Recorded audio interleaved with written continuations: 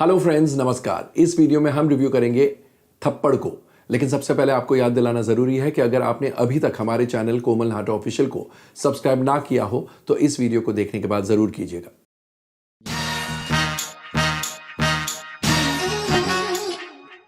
दोस्तों, आज थप्पड़ रिलीज हुई और थप्पड़ का ट्रेलर देखकर ही आप समझ गए होंगे कि ये एक थप्पड़ की कहानी है।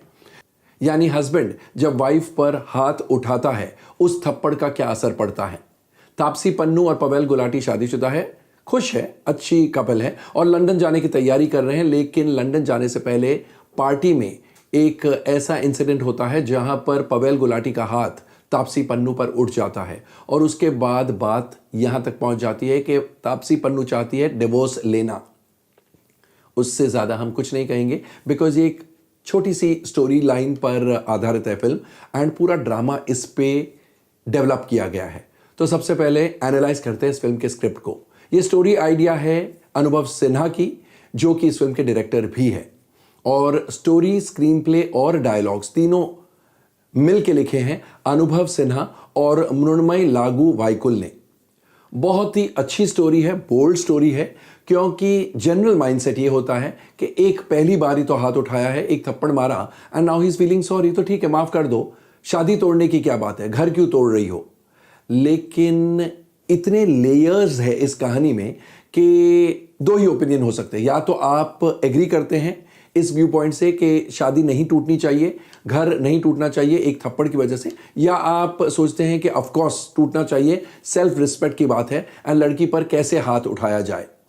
अब जो सेक्शन ये सोचती है कि लड़की को स्टेप लेना चाहिए, एक्सट्रीम स्टेप लेना चाहिए, डिवोर्स देना चाहिए, वो तो इस फिल्म की कहानी को बेहद पसंद करेगी। लेकिन जो सोचते हैं कि घर नहीं टूटना चाहिए, उनमें से एक सेक्शन है जो इस फिल्म को देखने के बाद अलग से सोचने लगेंगे। वो शायद ये सोचकर उठेंगे कि हमारी सोच तो गलत नहीं है, लेकिन तापसी पन्नू की सोच भी गलत नहीं है।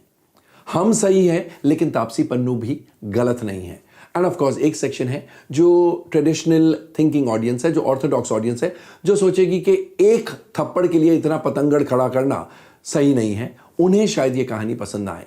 अब स्क्रीन प्ले की बात करते हैं। स्क्रीन प्ले बहुत ही बेहतरीन तरीके से लिखा गया है एंड इतना बढ़िया स्क्रीन प्ले है। और जैसा हमने कहा स्टोरी के बारे में बात करते वक्त, लेयर्ड स्टोरी है। स्क्रीन प्ले में इतने सारे ट्रैक्स हैं कि आपको एक मिनट भी बोर होने का वक्त नहीं मिलता है एंड ये सारे ट्रैक्स विमेन के ट्रैक्स हैं। और इसलिए हालांकि तापसी पन्नू की कहानी एक ही कहानी है अबाउट द थप्पड़, लेकिन बाकी जो विमेन की कहानियां हैं वो इतनी एंटरटेनिंग वर्ड तो गलत है, इतनी एनग्रॉसिंग है, इतनी इंटरेस्टिंग है कि आपको लगता है ओवरऑल विमेन पर या विमेन को जैसे ट्रीट किया जाता है शादीशुदा लाइफ में, उस पर ये फिल्म बनी है, जो कि सही है। और इसलिए आपको एक होलसम एंटरटेनर मिलती है। Screenplay is wonderfully written and बहुत ही बढ़िया स्क्रीन प्ले है। जिस प्रकार की स्टोरी है उसी प्रकार का स्क्रीन प्ले है, यानी the story and the screenplay complement each other.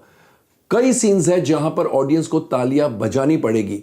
मिसाल के तौर पर तापसी पन्नू की लॉयर प्लेड बाय माया सराव एंड पवेल गुलाटी के lawyer played by Ram Kapoor, जब उनके सीन्स आते हैं, 2 या 3 सीन्स ऐसे मजेदार हैं कि आप डेफिनेटली ताली बजाएंगे।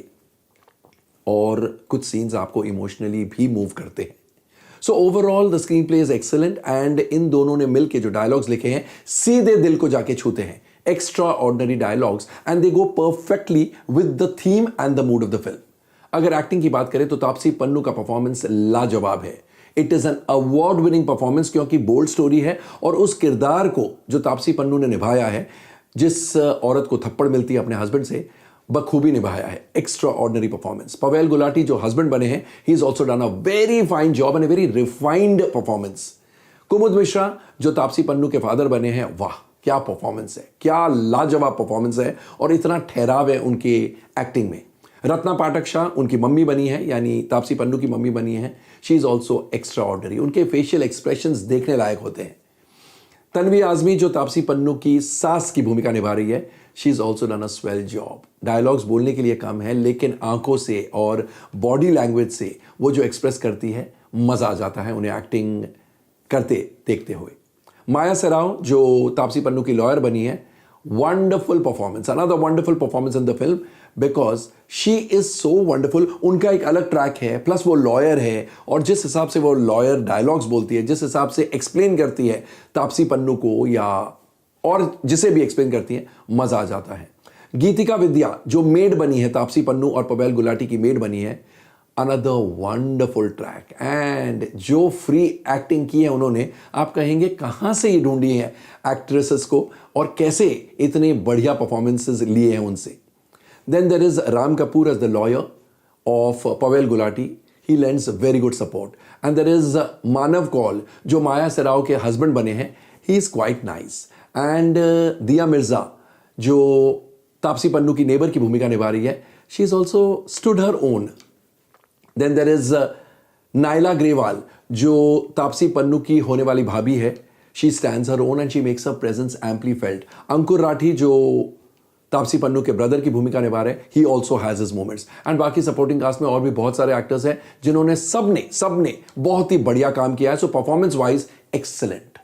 अब अनुभव सिन्हा के डायरेक्शन की बात करते हैं। He is in full form.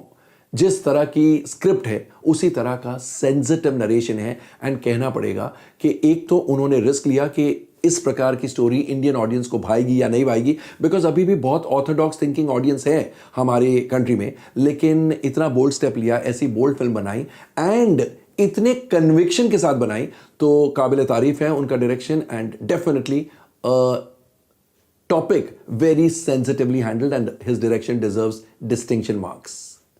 Film में संगीत अनुराग साइकिया का है और म्यूजिक के बारे में यह कहना पड़ेगा कि जिस प्रकार की फिल्म है उसके मूड के हिसाब से परफेक्ट म्यूजिक है और लिरिक्स भी उतने ही परफेक्ट है, शकील आजमी के हैं।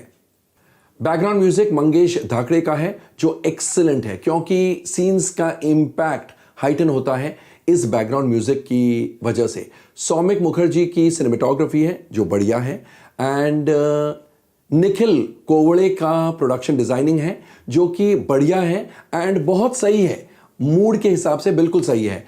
एंड याशा रामचंदानी की editing super sharp, super crisp. तो ऑल इन ऑल औरतों को यह फिल्म बेहद पसंद आएगी, ना केवल फेमिनिस्ट को बल्कि women folk in general will love this film. एक और बात, एक सीन है इस फिल्म में जहां पर तापसी पन्नू अपने पिताजी को पूछती है और पिताजी का जवाब शायद एक सेक्शन ऑफ द ऑडियंस को गलत लगे कि ये क्यों भड़का रहे हैं अपनी बेटी को, लेकिन एक सेक्शन ऑफ द ऑडियंस वैसा भी होगा जिन्हें वो सीन बहुत अच्छा लगेगा। उस सीन इन पर्टिकुलर का हम मेंशन कर रहे हैं बिकॉज एक सेक्शन ऑफ द ऑडियंस है जो थम्स अप देगी उस सीन को और दूसरा सेक्शन ऑफ द ऑडियंस है जो कहेगा कि ये गलत हुआ, लेकिन इससे फिल्म गलत नहीं हो जाती है। The women folk will love this film, the classes, the elite audience, the high end multiplex frequenting audiences will absolutely be bowled over by the film.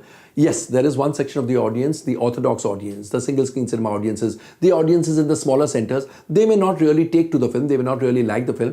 वैसे हम आपको बता दें आज इस फिल्म की ओपनिंग बेहद कमजोर है। दोस्तों, आपको हमारा थप्पड़ का रिव्यू कैसा लगा कमेंट सेक्शन में जाकर अपने कमेंट जरूर पोस्ट कीजिएगा। एंड अगर आपने फिल्म देखी है तो आप हमें यह भी बताइएगा कि आपको फिल्म कैसी लगी। शुक्रिया।